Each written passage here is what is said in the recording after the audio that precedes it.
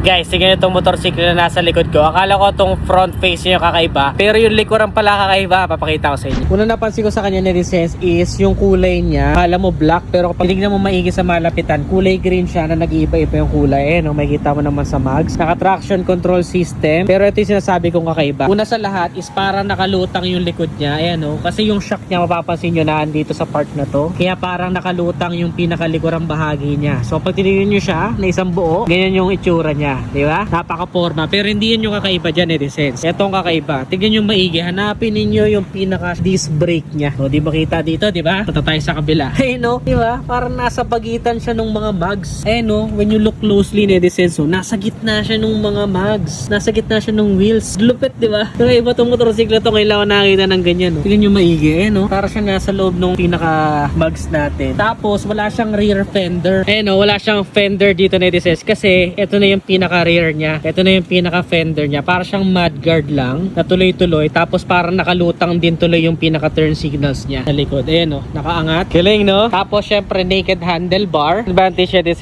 na andito yung gas tank is kapag yung mga courier natin or delivery rider is merong mga gamit dito sa likod. Hindi na sila magbubukas ng upuan para magpakarga ng gasolina kasi naandito na po yung gasolina. Binuksan mo yan na ganyan.